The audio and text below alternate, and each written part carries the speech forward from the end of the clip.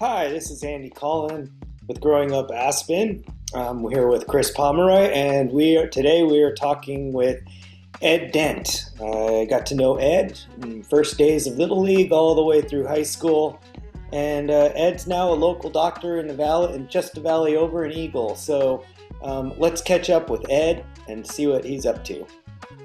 Thanks.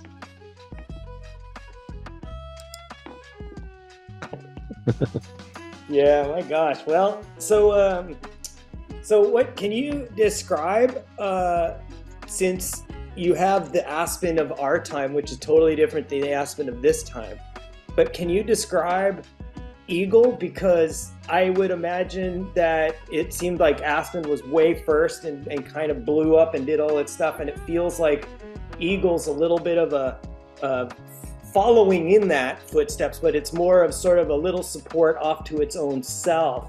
And when I hear them talking about developing, it's almost like they're including some of Eagle and stuff like that with transportation and things like that. And so can you speak a little bit about what it's like in Eagle? It's an interesting place. I mean, it's really kind of, I think it's the county seat, and it's got a long history, and there's still a lot of kind of old timers and kind of rancher families. And it's sort of, I guess when I came here, I was probably one of the yuppies that kind of invaded, and there's this community called Eagle Ranch with a golf course, and we have here, and there's a lot of other young families that are kind of in that mold. And but I think it kind of melds together well. I think there's probably a little anti-development sentiment, and we all might kind of have a little bit of that, but it's right now, it's just continues to grow, and we've kind of even got a little rush hour now, like trying to get off of I-70. Thankfully I don't have to do that commute, but a lot of people do work up at the resort and stuff. This is obviously never going to be a resort like Aspen, or Vail, because it just doesn't have a ski mountain. Although there's an interesting backstory. There was a rich guy that developed some property up the road from me that wanted to put in a ski area and hotels and 4 golf courses, and he pretty much just pissed off the town for 35 years, and they never let him do it.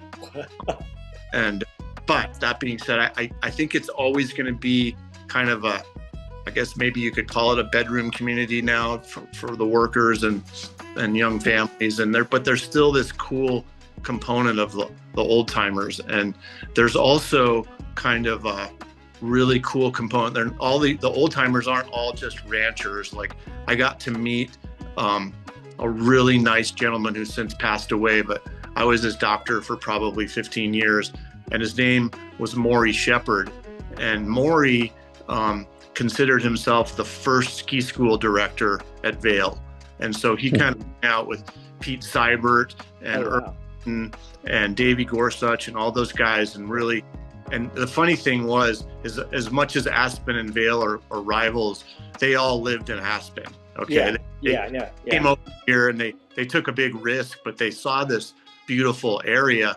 And Maury had so many great stories, and I won't even come close to doing him justice, but he would tell you why they named stuff. Like, one of the runs in the back bowl is called Forever. And he said, we used to like hang out and stay, at the top of the mountain after the lifts had closed, and then ski down this back run. And it just seemed like it went forever. So we named it Forever.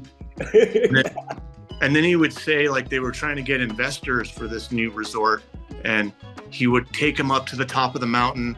And then as soon as they got to the top and you could see the back bowls, he would say, and these guys just started pulling out their checkbooks as soon as they saw this back bowl natural terrain. Yeah. So, I mean, he had a million great stories, but he lived to be about, I want to say 95 years old or something. And he actually played golf well into his 90s. Wow. He was quite a good golfer, I think. And you'd see him, though, when he was probably about 90, and you'd say, Maury, it's great to see you out here playing golf. And he would jokingly say, yeah, I'm playing lots of golf, meaning he was taking lots of strokes.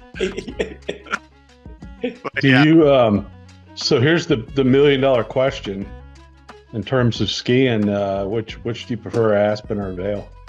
Right. So absolutely, Aspen is kind of captured a big part of my soul. And although I love Vail and even Beaver Creek, I think I like a little bit more. But what Vail lacks is good steep pitches. And I say that as a 58-year-old guy that probably doesn't even need very steep pitches. I love, Aspen Mountain and Highlands and all the days trying to keep up with Chris Goss on steeplechase. And yeah, oh my God, I remember you guys taking off one time. I was like trying to keep up, and right at the end, and you guys are going up, and then you get your boots on, and you hike up to the top after the load just lift, and you get up there. And I was just barely keeping up with you guys, and then you took off, and it was like I had no idea where I was going, just following the tracks. And all of a sudden, I'm in the air. I got launched off of one of those, those lip things, and it was like, oh, whoa, oh my God, totally didn't expect this, dang, And you guys just took off. It was like following the dust trail. That reminds me of a story, Andy, we're in a similar kind of vein. Like Life Hughes had moved to town, and he probably had a couple of years of skiing under his belt, but was still kind of, he's a great athlete, obviously, but so he kind of figured it out and became a great skier. But before he did, I can remember him falling in some sort of tree well and losing his ski pole on steeplechase. And all of us great friends were like, okay, dude, we'll see you later then. Exactly. I'll catch you on the next run, Just came around the next run, and there was still looking for his ski pole, and someone in our group, right here, man. Let's go. Exactly. I know, that's why Chris's story for me was so funny, because I was like, wait, guys, wait for me. I experienced that too. I mean, coming from Louisiana, obviously I didn't have near the skills that all the locals did, yeah, but those guys were nuts. I mean, Goss and Feely and Hawkins, Byron Hawkins, those guys. It was like those guys were born to just go out, and it was like they would fly. And for me, I'd look down and go, holy shit, I got to go down. For them, It was like, oh, dude, I'm in the air. All right, cool. And you're like, I just couldn't do it. I tried, but it freaked me out. Astronaut days, So what a great thing. I mean, the details escape, but it was something like, I can't even remember if we had to pay for a lift ticket. If it did, it was like $2. I think it was $5 for the whole season. Yep. You just had that little pass, and you got a little sticker and go to the restaurant, and for like $2 you could get like a hot dog, a candy bar, and a Coke. Yeah. And then that's where we learned to ski, basically. And the only way to learn was just to keep up with a group. Yeah. You tried every single jump on Buttermilk, every run. Oh, you had a bear jump? Yeah, remember that? For launching the bear jump, again, not as skilled as the rest of the kids, just trying to show your mettle and just launching the bear all the way to landing on the flat. Yes. You learn quickly that landing on the flat after not good. No boy. Yeah, I landed sideways on the flat one time, and that was the last time I tried that. Yeah. I did. Had a thing. I think I've said this before, but I had my grandmother was going to pick me up at a friend's place in Snowmass, and we were up at the top at like the burn, and we had to get down. I literally had like 5 minutes to get there, because your grandmother's getting, and then all you're gonna do is hear all day, I waited, blah blah blah, and all that stuff. So my friend and I are like, oh, we better hurry up. So we get into a tuck all the way down from the burn, all the way down. And it's one of those days where I grabbed whatever goggles I could. So I had yellow goggles. It was a sunny day. And basically the goggles just kept the wind from tearing up my eyes so I could at least see, And I'm on a tuck, and I'm going all the way down, and I'm holding it good. I'm sort of thinking about like you guys on ski team, and trying to get my form right. And I'm cruising along, getting in between, missing people, just getting around. And right at the very end, the catwalk opens up, and it's like that last lift that goes out, and the trees kind of are off to the side, and the catwalk goes out onto the lift. Well, I cut early right as the trees opened up, and I cut and went right out, and I literally launched myself way out there, just like Chris Goss kind of thing. And I look over, and I'm literally level with the people on the chairlift. They're looking at me and waving, and I'm like, oh shit, I gotta land this thing.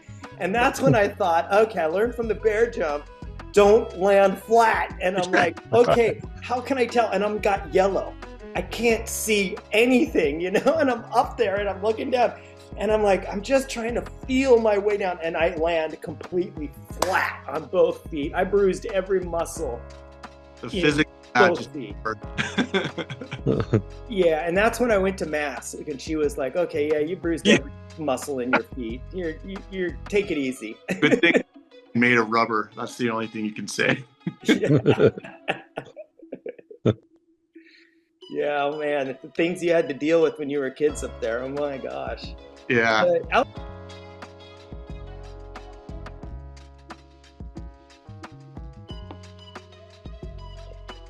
Thanks for listening. The authors of Growing Up Aspen would like to thank you and would like to also thank the Aspen Times and the Aspen Daily News for giving us materials for our book, Growing Up Aspen, Adventures of the Unsupervised, which you can get at twistandturnpress.com and any local bookstore. Thanks.